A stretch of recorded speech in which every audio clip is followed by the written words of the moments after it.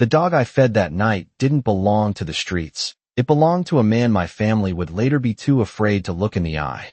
The cold crept through the thin fabric of my sweater as I sat on the back steps, pulling my knees closer to my chest, trying to keep whatever warmth I had left from slipping away. Inside, through the glowing kitchen window, I could see them laughing. Plates piled high with turkey, mashed potatoes, cranberry sauce, the kind of Thanksgiving dinner people posted about, the kind that looked perfect from the outside. My stepmother raised her glass, my stepbrother said something that made everyone laugh, and for a second, I almost forgot I wasn't part of it. Almost. The door had shut behind me an hour ago with a soft click that somehow sounded louder than a slam. "There's not enough room," she had said, not even looking at me. But there was room. There was always room, just not for me. I exhaled slowly, watching my breath curl into the cold November air. 38 degrees, maybe lower now. The kind of cold that didn't just touch your skin, it settled into your bones, quiet and patient. I should have felt angry. I should have gone somewhere else. But instead, I stayed. Because leaving would mean admitting I didn't belong, and some part of me wasn't ready to let that go. That's when I heard it. A soft sound. Barely there.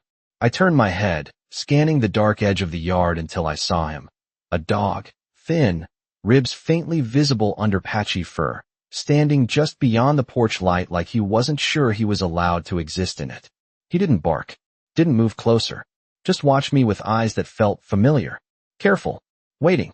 "Hey," I whispered, my voice softer than I intended, like anything louder might scare him away. He tilted his head slightly, ears twitching, but didn't run. I glanced back at the window. No one was looking. Of course they weren't. Slowly, I reached beside me and grabbed the paper plate I'd been given.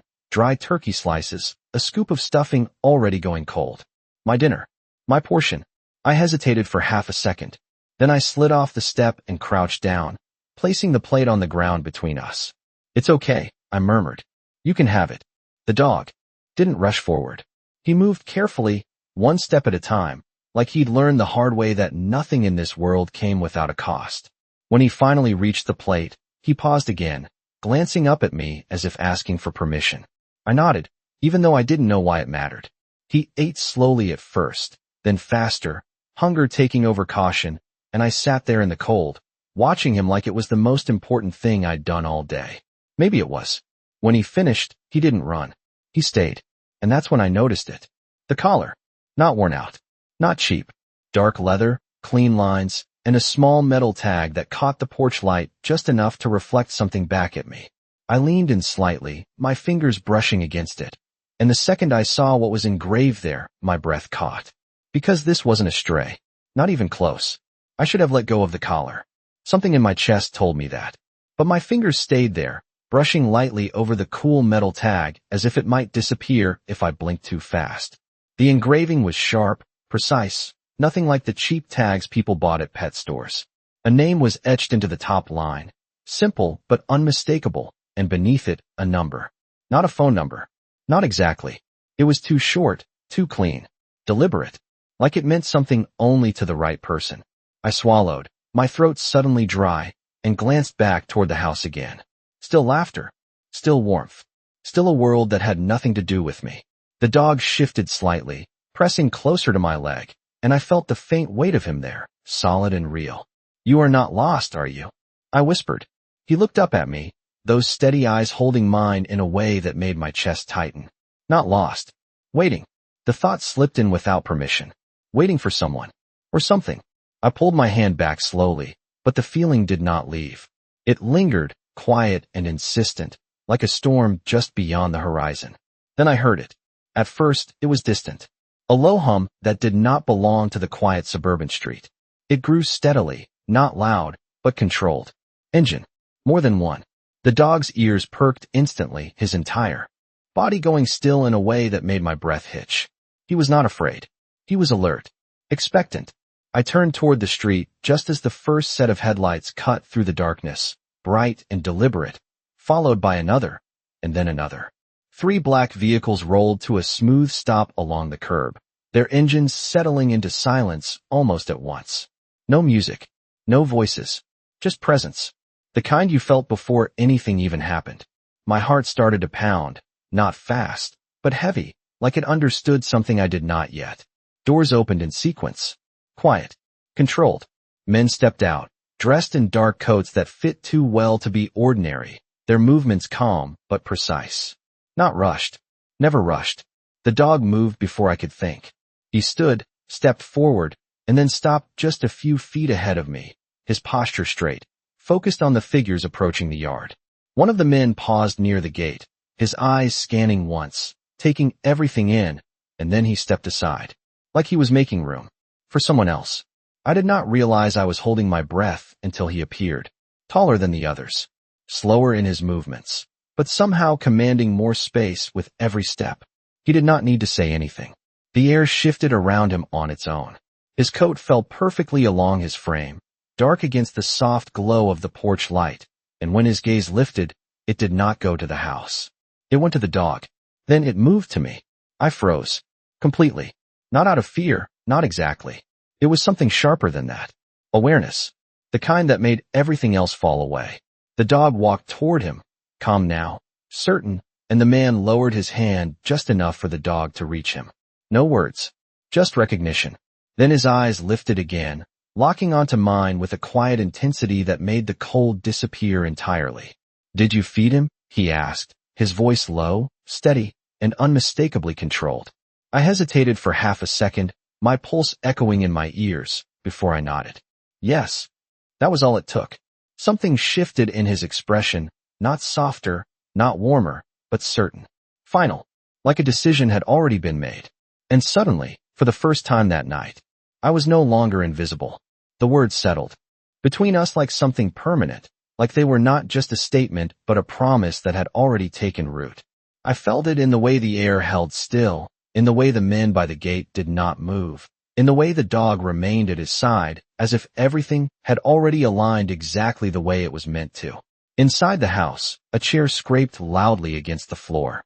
Footsteps followed, quicker this time, heavier, and then the back door swung open wider. "Emily," I said, "get inside." My stepmother snapped, her voice sharper now, edged with irritation that came from being ignored. But when she stepped out onto the porch and saw the street, saw the cars, saw the men standing where there had been nothing just minutes ago, her voice stopped. Completely. The shift was instant. I did not need to turn to know her expression had changed. I could feel it.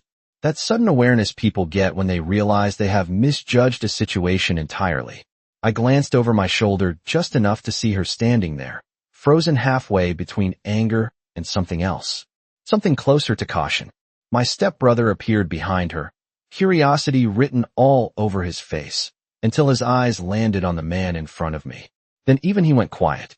The silence stretched again, but this time it was not empty. It was full of something unspoken. Something that moved through the space like a current no one dared to interrupt. The man did not look at them. Not once.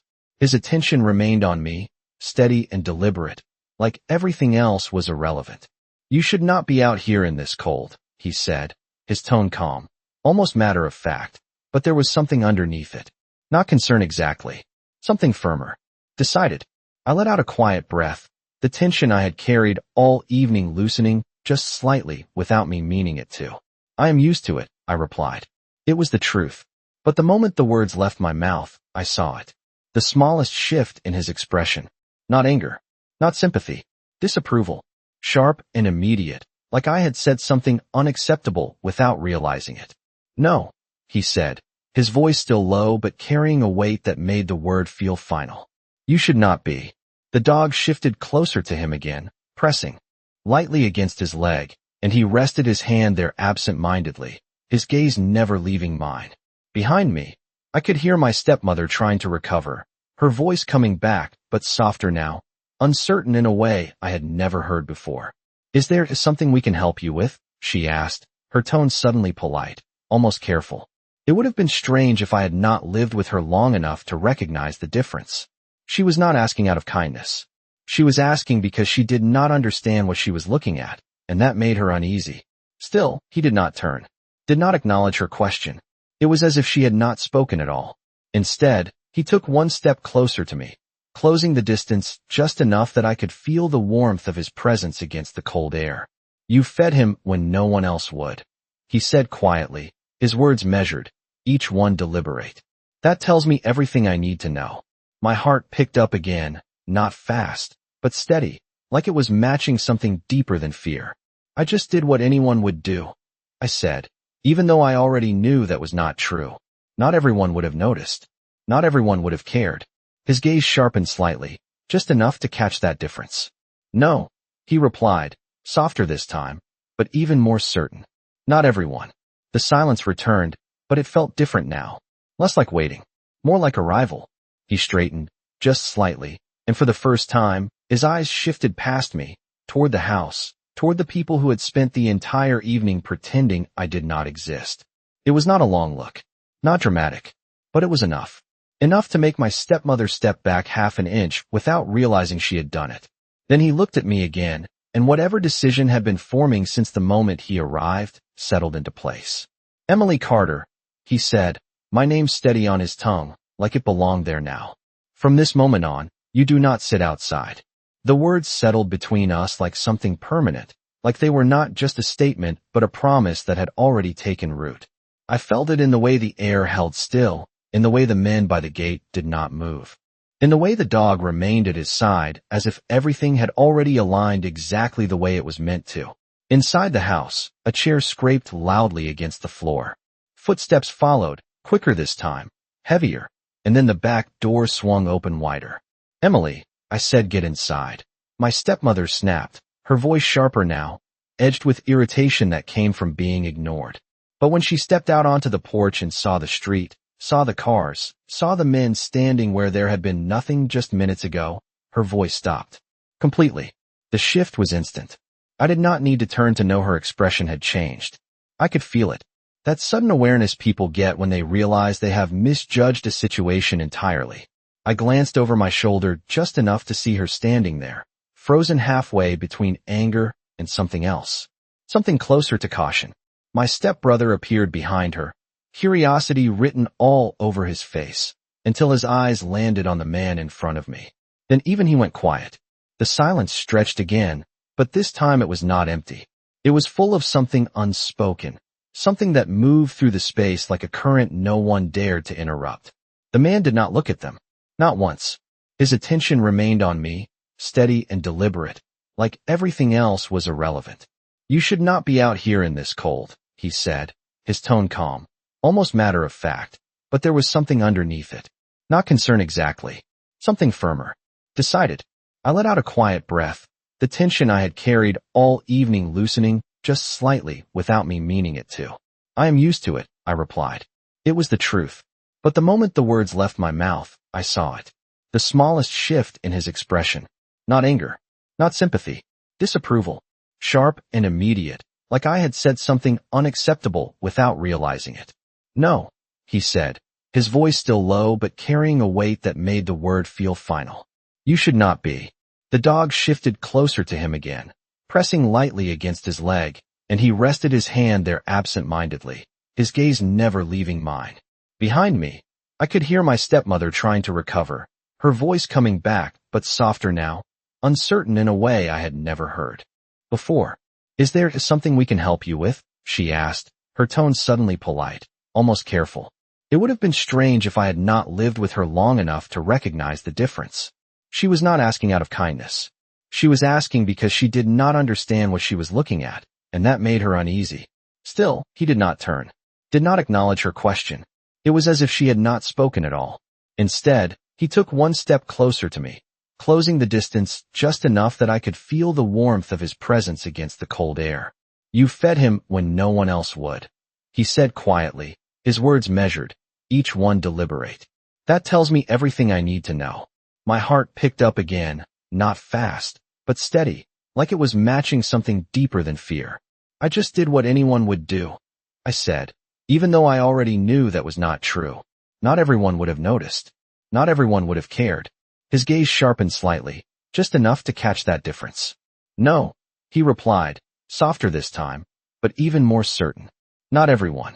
The silence returned, but it felt different now. Less like waiting, more like arrival. He straightened, just slightly, and for the first time, his eyes shifted past me, toward the house, toward the people who had spent the entire evening pretending I did not exist. It It was not a long look. Not dramatic. But it was enough. Enough to make my stepmother step back half an inch without realizing she had done it. Then he looked at me again, and whatever decision had been forming since the moment he arrived settled into place. "Emily Carter," he said, my name steady on his tongue, like it belonged there now. "From this moment on, you do not sit outside." The words did not echo. They settled. Heavy, certain, impossible to misunderstand. For a moment, I just stared at him, my mind trying to catch up to something my instincts had already accepted. "You do not sit outside." It sounded simple, almost casual, but it was not a suggestion. It was a line being redrawn. Behind me, I heard my stepmother inhale sharply, the sound thin and controlled, like she was trying to decide how to respond without making a mistake. "I think there has been some kind of misunderstanding," she said carefully, her tone shifting into something polished, something practiced. "Emily lives here. She is just being dramatic." The word hung in the air longer than it should have. Dramatic. I felt it press against me, familiar and dull, like something I had carried for years without questioning. But this time, it did not land the same way. This time, it felt small. He turned his head slightly, just enough to acknowledge her existence for the first time. The movement was minimal, but the effect was immediate. The air shifted again, tighter now, more defined. His gaze moved over her, not slowly, not aggressively, just once, like he was taking in everything he needed in a single glance. Then it moved back to me. "Emily Carter," he said again, quieter this time, but even more deliberate, like he was anchoring the name into something permanent. "Do you choose to stand out here?" The question caught me off guard. Not because I did not know the answer, but because no one had ever asked me that before. Choice. The word felt unfamiliar in this context, like it did not quite belong in my life. I glanced toward the house, toward the lights spilling out of the doorway, toward the faces that had always decided things for me without asking. Then I looked back at him. "No," I said. The word came out steady, clear, no hesitation. Something shifted again. Subtle, final. He nodded once, a small motion, but it carried the weight of agreement. "Then you will not remain here," he said simply. Not forceful, not raised, but absolute. My stepbrother stepped forward slightly, confusion breaking through his silence. "Hey, man, I think you are overstepping," he said, his voice uncertain but trying to sound firm. "This is our house." The man did not react immediately. He did not need to. One of the men near the gate shifted his stance just slightly, enough to change the atmosphere without saying a word. My stepbrother noticed. He stepped back again, faster this time, whatever confidence he had dissolving into something quieter. The man's attention remained on me. Always on me. "You should have been invited inside," he said, his tone even, like he was stating a fact that should never have been questioned. "Not because of me. Because it is where you belong." The simplicity of it hit harder than anything else. Not because of him. Because of me. I felt my chest tighten, something unfamiliar rising up, something I did not have a name for yet. Not anger. Not sadness. Something stronger. Something steadier. Worth. The dog pressed lightly against his leg again, calm and grounded, and he reached down without looking, his hand resting there like it was the most natural thing in the world. Then he looked at the house once more, his gaze quiet but unmistakable, and when he spoke again, his voice did not change, but the meaning did. "No one who is seen by me," he said slowly, each word precise, "is treated as if they are invisible." The silence that followed was complete. My stepmother did not speak. My stepbrother did not move. Even the night itself seemed to hold its breath. Then he looked back at me, and for the first time since he arrived, there was something different in his expression. Not softer, but clearer, like the decision had already been made long before I realized it. "Come," he said, extending his hand just slightly, not demanding, not pulling, just offering. "It is time you step into a place where you are not overlooked." His hand remained there, steady in the space between us, not moving closer, not pulling away, like the choice was entirely mine. I stared at it for a second longer than I should have, my thoughts colliding in quiet, tangled ways I could not immediately sort through. No one had ever offered me anything like this before. Not without conditions. Not without expectations. Not without reminding me later what it had cost them. But this felt different. It did not feel like a favor. It felt like a door. Behind me, I could feel the weight of the house pressing in, the warmth I had been denied, the voices that had always decided where I belonged without ever asking if I agreed. "Emily," my stepmother said again, her voice tighter now, a thread of control slipping through the cracks. "You are not going anywhere. Come inside. Now." The command should have worked. It always had. But something inside me did not respond the same way anymore. I turned my head just enough to see her standing in the doorway, the light behind her outlining a version of my life that suddenly felt smaller than it had just minutes ago. Then I looked back at him, at the man who had not raised his voice, had not forced anything, and somehow made me realize that I had been standing still for far too long. "If I go," I said slowly, my voice quieter now, but steady, "what happens next?" The question lingered between us, not as doubt, but as clarity. I needed to understand what I was stepping into. His expression did not change much, but there was a shift in the way he looked at me. Not impatience. Approval. Like I had asked the right question. "You step into a different life," he replied, his tone even, measured, like he was describing something that already existed rather than something he was creating. "One where you are not ignored. One where your choices matter." Choices. The word landed differently this time. Not unfamiliar anymore. Possible. I exhaled slowly, the cold air filling my lungs as I glanced once more at the house. At the door that had been closed to me. At the table I had not been invited to. At the place I had spent years trying to fit into, only to realize it had never been meant for me in the first place. Then I looked at his hand again. Still there. Still waiting. No pressure. Just presence. The dog moved slightly, brushing against my leg as if urging me forward, and I felt something settle deep inside my chest. Not fear. Not hesitation. Decision. I stepped forward. Just one step. But it was enough. My hand lifted before I could overthink it, my fingers brushing against his for the briefest second before I let them rest in his palm. Warm. Steady. Real. He did not tighten his grip. Did not pull me forward. He simply closed his hand around mine, firm enough to anchor, gentle enough to remind me that this was still my choice. Behind me, the silence broke. "Emily, this is ridiculous," my stepmother said, her voice rising now, control slipping completely. "You do not even know who he is." I paused, just for a fraction of a second, then turned my head slightly, enough to answer without stepping back. "No," I said calmly, "but I know who I am when I am standing here." The words surprised even me, but they felt right, truer than anything I had said in that house before. When I looked back at him, something in his expression shifted again. Not softer, but certain, like he had just confirmed something he had already suspected. He released my hand only long enough to gesture toward the car behind him. One of the black vehicles now waiting in complete silence, the door already opened without anyone needing to ask. "Then come," he said again, quieter this time, but even more certain than before. "It is time you see what the world looks like when you are no longer treated as an afterthought." And for the first time in a long time, I did not look back. The car door closed with a soft, precise sound that felt louder than anything else that had happened that night, like it marked the exact moment everything changed. I sat there for a second, my hands resting in my lap, my pulse steady but unfamiliar, like it was adjusting to a rhythm I had never followed before. The interior was warm, the kind of warmth that did not just come from heat, but from intention, from everything being exactly where it was meant to be. Leather seats, clean lines, no clutter. Even the air smelled different. Controlled. Quiet. I had never been inside a car like this before. Not up close.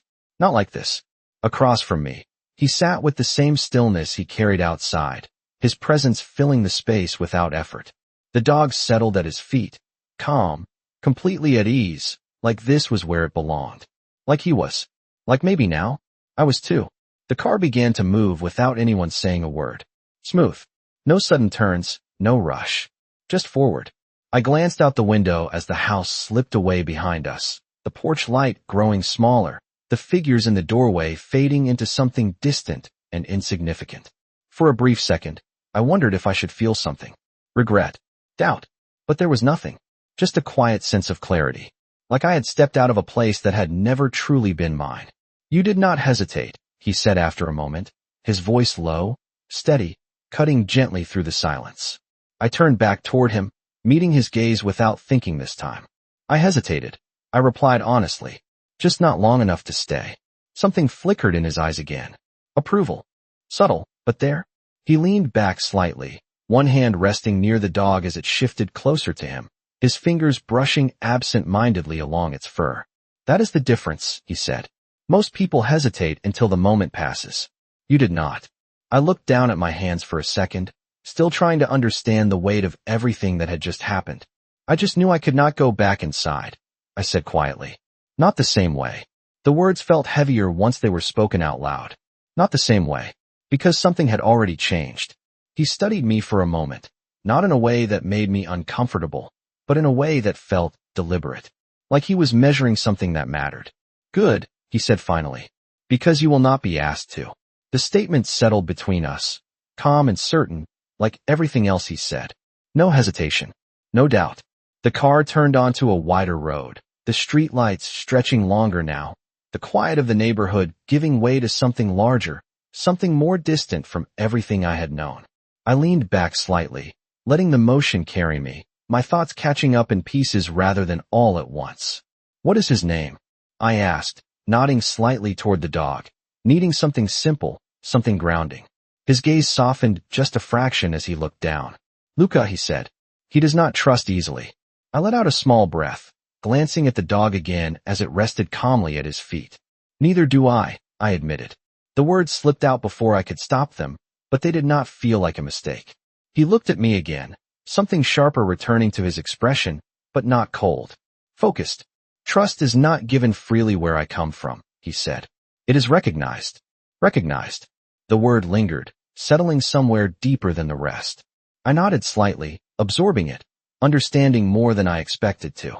The car slowed gradually, the city lights beginning to shift around us, brighter now, more defined, reflecting off glass and steel instead of quiet suburban streets. I realized then that wherever we were going, it was not temporary. This was not a detour. It was a direction. I turned my head slightly, looking out at the skyline forming in the distance, something inside me tightening and expanding at the same time. Where are we going? I asked, my voice steady, but softer now, like I already knew the answer mattered more than the question. He did not answer immediately. He did not need to rush. When he finally spoke, his voice was the same as before. Calm, certain, unshakable. Somewhere, he said, his eyes meeting mine again. You will never be asked to prove your worth just to be allowed inside. And this time, I believed him. The car slowed gradually before coming to a complete stop, but the silence inside it remained unchanged, steady and deliberate, like everything else that had happened since I stepped off that porch. I looked out the window first, not because I was avoiding him, but because I needed a second to understand where I was. The building in front of us rose higher than anything in my old neighborhood, glass and steel reflecting the city lights in a way that made it feel almost unreal. It was not just expensive. It was intentional. Every detail, every line, every light placed exactly where it was meant to be. I had seen places like this before, but only from a distance. Never as somewhere I might actually enter. The door opened before I could reach for it. One of the men from earlier standing there, his expression neutral, respectful, like this was not unusual. Like I was expected. I stepped out slowly, the cool night air brushing against my skin again, but it did not feel the same as before. It did not feel like something I had to endure. It felt temporary. Behind me, he stepped out as well, Luca moving easily at his side, completely at home in a place I was still trying to understand. This is where you live? I asked quietly, my voice steady but softer now, like the question carried more than curiosity. He glanced at the building once, then back at me. This is where I stay when I need the city close, he replied. Not an explanation. Not an apology. Just a fact. I nodded slightly, absorbing that. Of course it was not just one place. Of course it was not that simple. Nothing about him was. We moved toward the entrance, the glass doors opening before we reached them, the transition from outside to inside seamless, almost silent. Warmth wrapped around me instantly, but it was different from the warmth I had left behind. It was not something I had to earn. It was simply there. The lobby stretched out in front of us, wide and quiet, polished floors reflecting soft lighting that did not need to be bright to be seen. No noise. No chaos. Just control. I slowed my steps without meaning to, taking it in, trying to place myself inside a space that did not feel like it should include me. He noticed. Of course he did. Do not hesitate here, he said, his voice low but clear, cutting gently through my thoughts. I looked at him, caught off guard again by how easily he read what I did not say out loud. I am not sure where I am supposed to stand, I admitted. The honesty came easier now. Less guarded. Less filtered. Something shifted in his expression, not dramatically, but enough. Wherever you choose, he replied. That is the point. The words settled deeper than anything else he had said so far. Choice again. Not as a concept. As a reality. We stepped into the elevator, the doors closing smoothly behind us, sealing off the world I had just left completely. The ascent was quiet, steady, the numbers rising in soft light as the city dropped further below us. I could feel the distance, not just physical, but something else. A separation that felt necessary. When the doors opened again, the space beyond was even quieter, more private, the lighting softer, the air somehow calmer. He stepped forward first, not to lead, but to move with certainty, and I followed without questioning it this time. Inside, the apartment was exactly what I expected and nothing like I had imagined. Spacious, but not excessive. Clean, but not empty. Everything placed with intention, not for display, but for use. It felt lived in, but controlled. Like him. I stood just inside the doorway for a moment, taking it in, feeling something unfamiliar settle in my chest again. Not fear. Not doubt. Something steadier. You can take your time, he said behind me, his voice quieter now, less directive, more aware. I turned slightly, meeting his gaze again, searching for something I could not quite name yet. Why me? I asked finally. The question had been there since the moment he arrived. It deserved to be spoken. He did not answer immediately. He never did. When he finally spoke, his voice was calm, certain, like everything else. Because you saw something others chose to ignore, he said. His eyes held mine, unwavering. And you acted on it. The simplicity of it hit harder than anything else. Not luck. Not coincidence. Choice.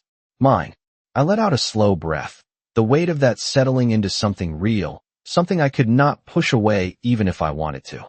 And for the first time since that night began, I realized something that changed everything. I had not just been brought here.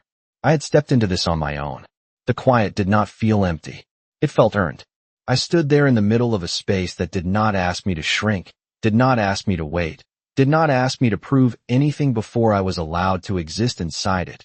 And for a moment, I did not move because I was not sure what it meant to finally be somewhere that did not push me to the edges.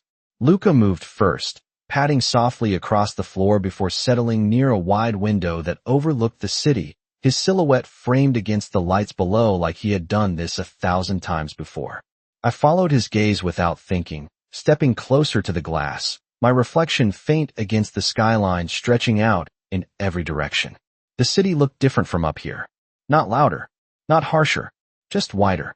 Like there was more space than I had ever been told I could have.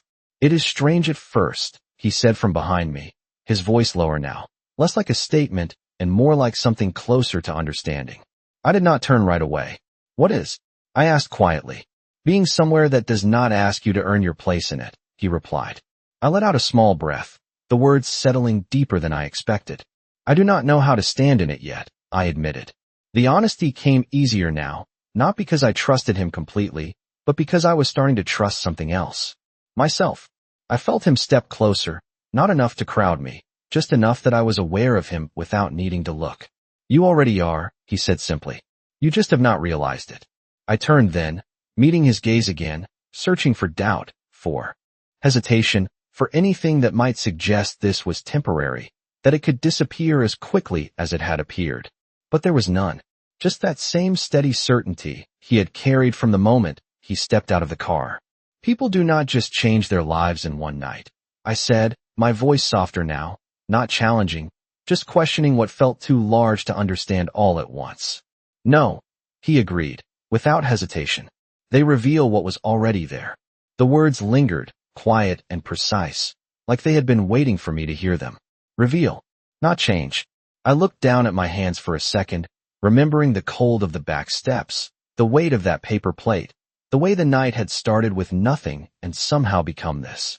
All I did was feed a dog, I said. He shook his head once, subtle but certain. You chose to care when it would have been easier not to, he replied. That is never a small thing. Luca shifted slightly by the window, his ears twitching as if he understood the words even if he did not need to. I glanced at him, then back at the man in front of me, the one who had seen something in that moment and decided it mattered. And now? I asked. The question was different this time. Not uncertain. Open. He held my gaze, his expression unchanged, but something in his presence felt steadier.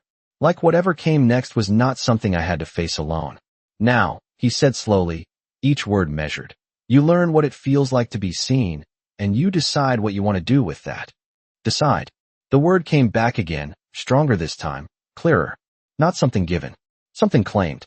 I turned back to the window, the city stretching out below me, no longer distant, no longer something I only observed from the outside. For the first time, it felt like something I could step into. Not because someone allowed me to, because I chose to. And somewhere between the cold I had left behind and the quiet I stood in now, I realized something I had never understood before. He might have brought me here, but I was the one who decided to stay.